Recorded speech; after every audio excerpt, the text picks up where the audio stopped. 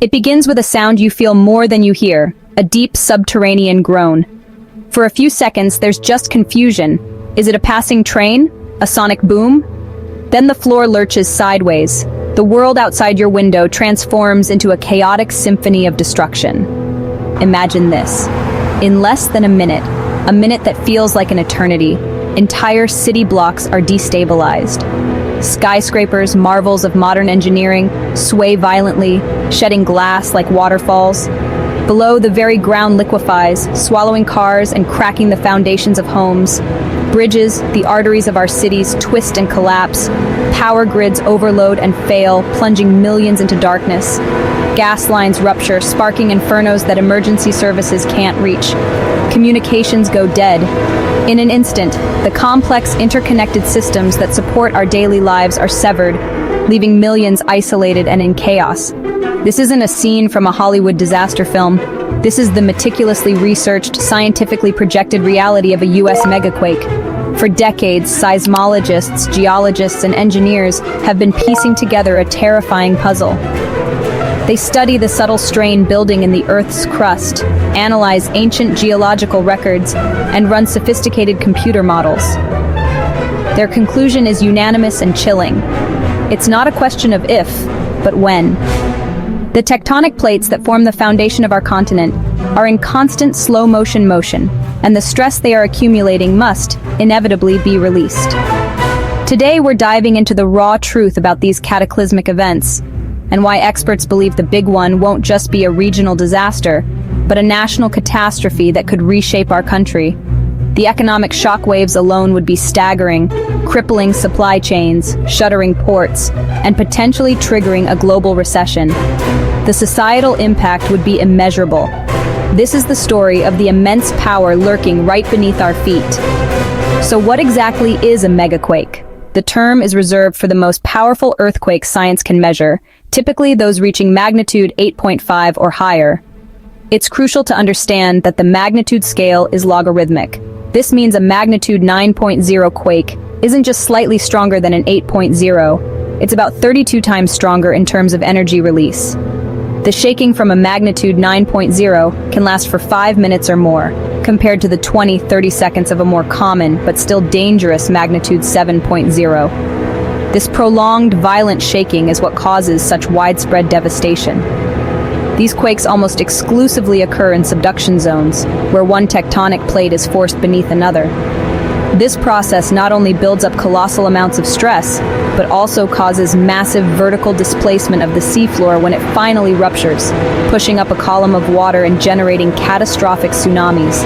For a real-world example, we only need to look at the 2011 Tohoku quake in Japan. That magnitude 9.1 event was so powerful it released energy equivalent to over 600 million atomic bombs. The shaking lasted for 6 terrifying minutes. It not only triggered a devastating tsunami that claimed nearly 20,000 lives and caused the Fukushima nuclear disaster, but it also shifted the entire island of Honshu by 8 feet and altered the Earth's axis by an estimated 6.5 inches. Now, imagine that level of raw power unleashed here in the United States, and it can happen here. The US is home to one of the most dangerous seismic hazards on the planet, the Cascadia subduction zone.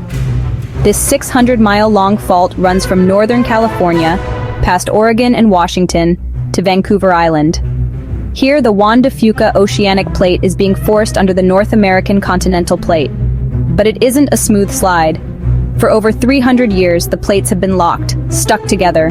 All that time, immense stress has been building. Geological evidence, from sediment layers on the ocean floor to ghost forests of trees that suddenly dropped into saltwater marshes, tells us this fault ruptures in a full-margin megaquake every 300 to 500 years. The last one was in January of 1700. We are now squarely in the window for the next one, which scientists predict could be a magnitude 9.0 or even higher. While Cascadia poses the single greatest threat, the U.S. Geological Survey identifies other critical high-risk regions. The most famous is California's San Andreas Fault. Unlike Cascadia, this is a strike-slip fault, where plates grind past each other horizontally. While it's not expected to produce a magnitude 9.0, a major rupture on its southern section, which is long overdue, could generate a magnitude 8.0 quake that would devastate Los Angeles. Then there's the wild card, the new Madrid seismic zone in the central US. In 1811 and 1812, this intraplate fault, located far from a plate edge, produced a series of massive earthquakes so powerful they were felt on the East Coast and reportedly caused the Mississippi River to flow backward. The region's geology could amplify the shaking over a vast area, impacting millions who live in buildings not designed for seismic activity. The probabilities are sobering. In California alone, the USGS Third Uniform California Earthquake Rupture Forecast, or USRF3, gives a greater than 99% chance of one or more magnitude 6.7 or greater earthquakes striking in the next 30 years. The probability of a magnitude 7.0 or higher is 75%. These aren't abstract numbers. They are a forecast of inevitable crisis. For Cascadia, the probability of a megaquake in the next 50 years is estimated to be as high as 1 in 3. The ground beneath us is not dormant. It is a dynamic, powerful, and unforgiving system. The clock is ticking. To understand the stakes, seismologists have run hundreds of simulations.